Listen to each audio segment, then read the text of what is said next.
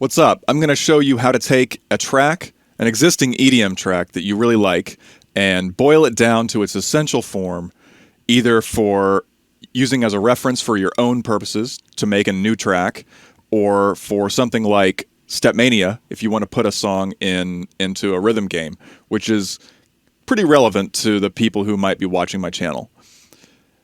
I'm going to use for this video Try It Out by Skrillex from his 2014 album Recess. I'm going to drag it over from foobar right into FL. And the first thing that we want to do is find the tempo of the song. This is a dubstep track, so it's probably 140 or 150, something like that. My FL project is currently 128, so we're going to detect the tempo with this corner menu here. We're going to say from 100 to 200 because it's probably in that range.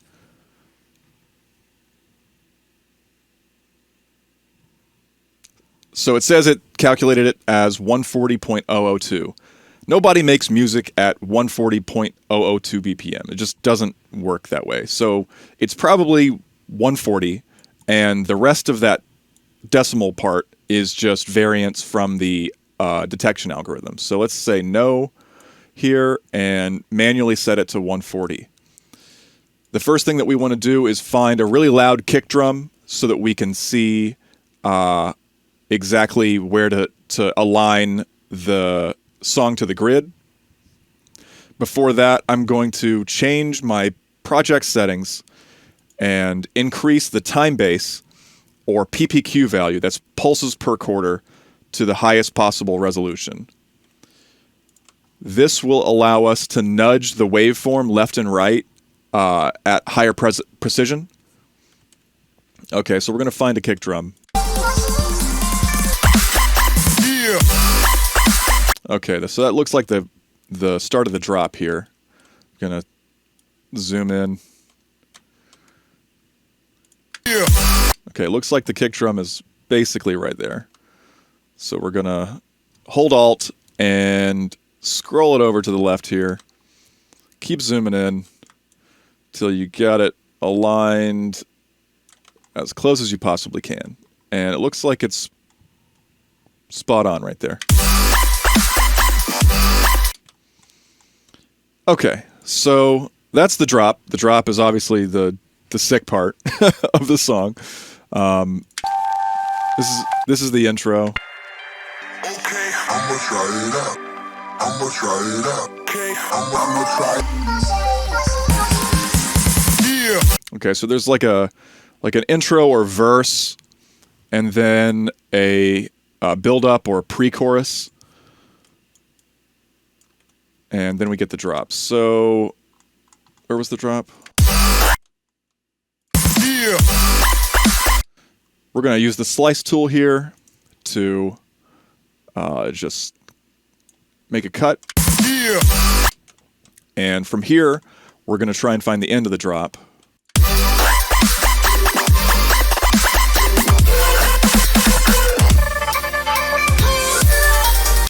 All right, so right there, it seems to go back to the verse.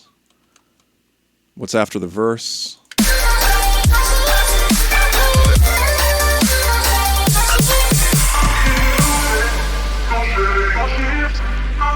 So it looks like it's kind of like a breakdown that uses part of the verse. Let's make another cut here.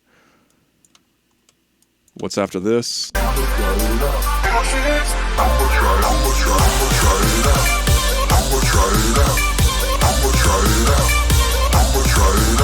Okay, so that's another build-up or pre-chorus part. I'm assuming this is the drop. Okay. All right, so that's the second drop. I'ma try it out. Okay. I'ma try it out. Looks like that's a repeat of the drop here. And then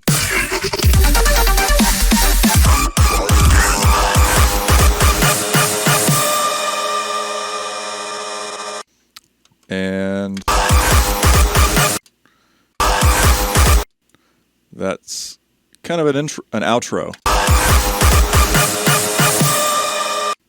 All right, so we got the basic parts of the song sliced up, And I think first order of business is to kind of shorten this intro here.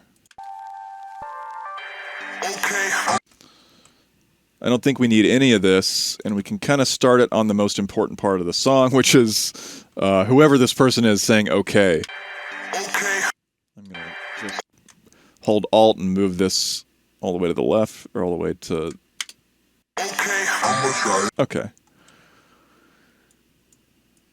That shortens it by a few bars. I'ma try it. I'ma try. And I don't think we need all these repetitions of the drop in the beginning, so let's see what we can cut out here. Okay.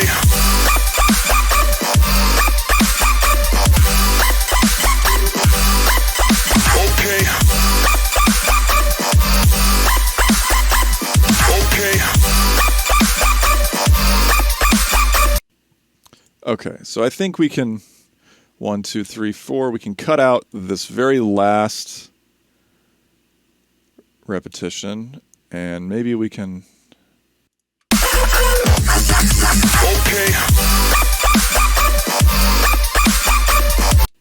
Maybe we can cut out the middle one.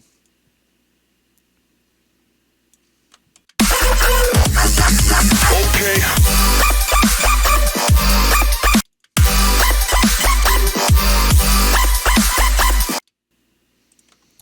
All right, I'm just going to delete that. I'm going to move this one over. Okay. And...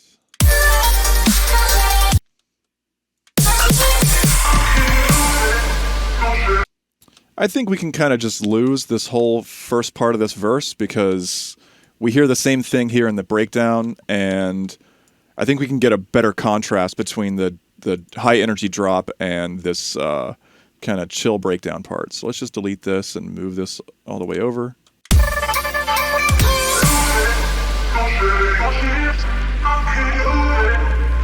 Sounds pretty good. Move all this stuff back over. And maybe we can see if we can... I'ma try it. Yeah, I think we can just lose the entire second repeat of the last drop. Yeah, the first part is more interesting anyway. Because it doesn't sound like the first drop as much. Alright, so let's see if we can put the outro here. I'ma try it. I'ma try it.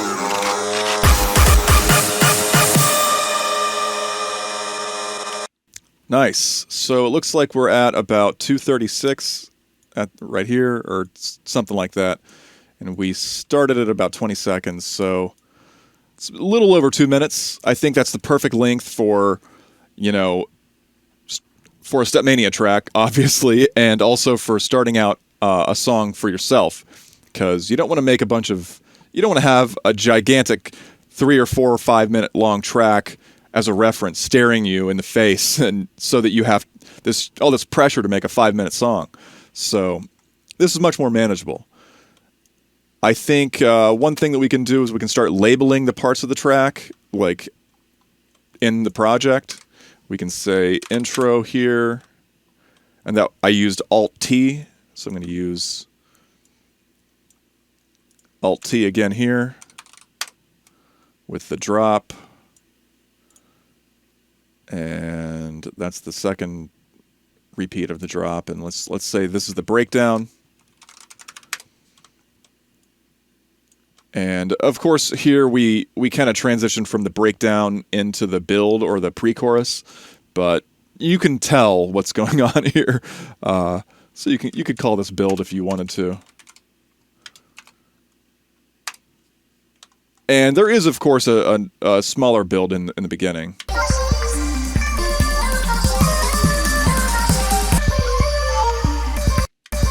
We could call this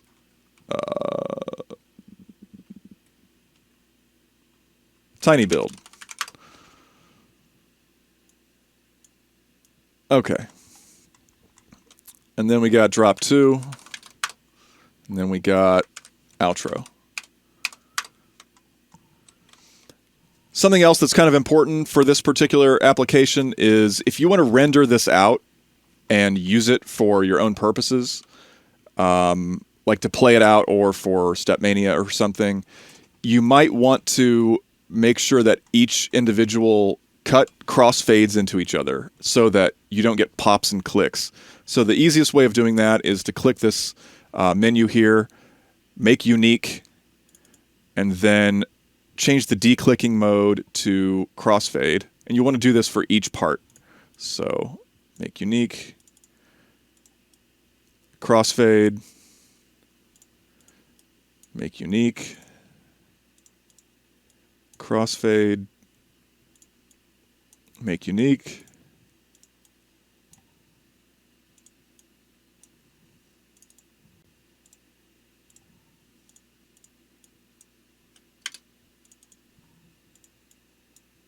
and that way you can see, let me move this out of the way really quick, but you can see that there's a the application is crossfading one sample into the other, so that basically whenever you're doing the slicing, you're often slicing the waveform up at a place where if you connect it to another disparate part of the waveform that you also sliced up, the waves are not going to like actually intersect properly. So one way of making it work is by playing out a little bit of that wave and then having the application reduce the volume, and then the other side do the opposite so that there's no clicking or anything. That's pretty important for, you know, making sure that you don't get problems. You can also choose this bar here and say start. And then we can switch this to the start of your project. And right over here is some empty space. It doesn't count toward the timer. So now we can go all the way to the end and it will show us an actual count of the time you have. It's like 2:27, but there's a lot of this that's not really anything. Another important thing is you do want to make sure that you start it on the grid, and that if you have any empty space, if you need some empty space before the song actually starts, make sure you align it that way so that if you're using this for StepMania, you can have zero offset. So that way it'll be on sync. This is what is referred to as a good cut or something, as opposed to a bad cut where you just start the song at an arbitrary place on the grid. Say if we just started it here or something, you would have to have a weird offset to compensate for catching up the timing. So this is a much more condensed version of Try It Out than we started out with. This is a great way to create a new reference for you to make a new project with, for StepMania cuts, and even to teach yourself what the parts of songs are. There's nothing that's more helpful when making music than looking at somebody else's music and seeing why it works. So this really helps me a lot. Hopefully it helps you. I want to give a shout out to Zimmo, Carandian, and Dylan James for feedback on version 1 of this video. They all had some great suggestions to work in here, and it's much better for it. So thanks, guys. Hopefully you find this useful, and I'll see you next time. Peace out.